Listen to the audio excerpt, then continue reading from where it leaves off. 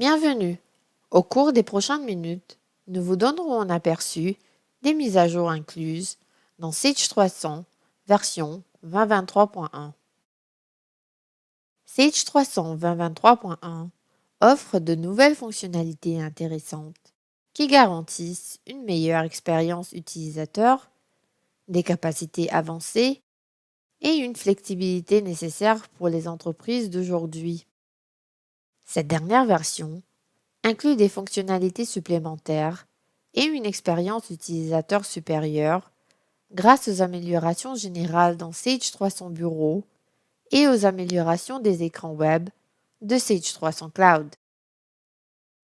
Jetons un coup d'œil sur les nouvelles fonctionnalités et améliorations.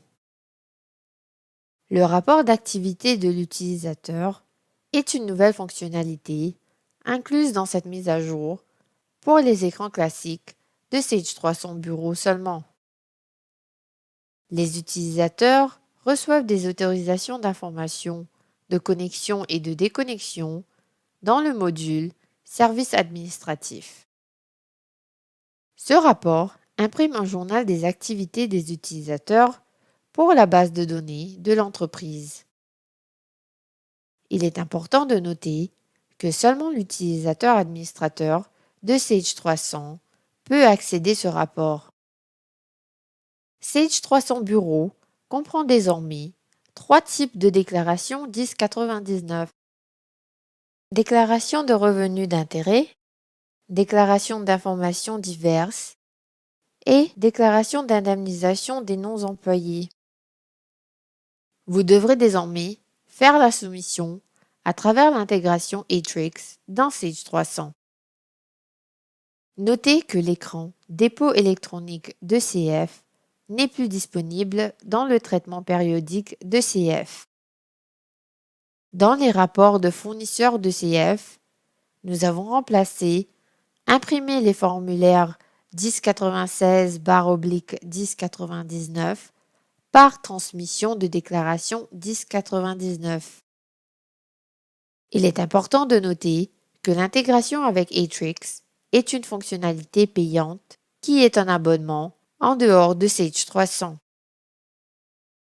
Examinons maintenant les améliorations des écrans web.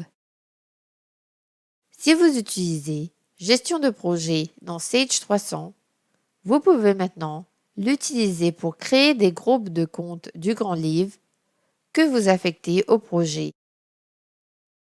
Vous pouvez aussi l'utiliser pour identifier les comptes du Grand Livre sur lequel vous reportez les transactions de gestion de projet pour chaque projet.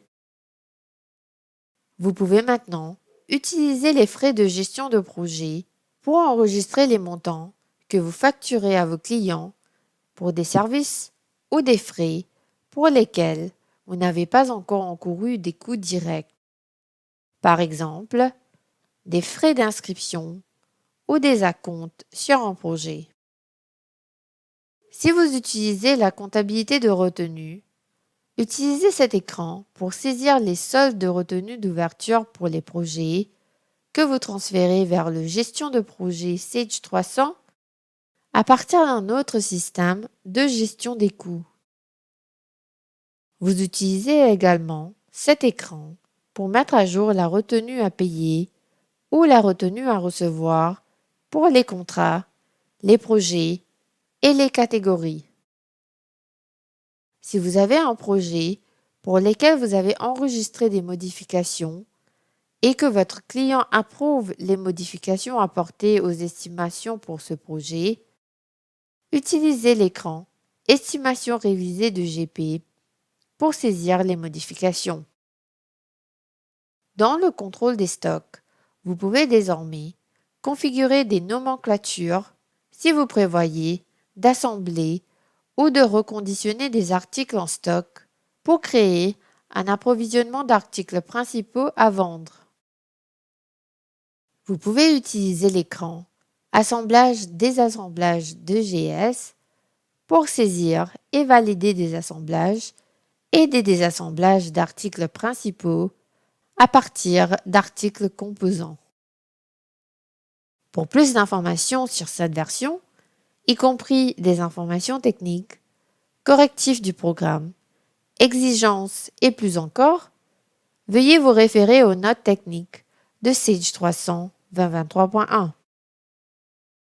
Félicitations, vous savez maintenant ce qui est inclus dans la mise à jour pour Sage 300 version 2023.1.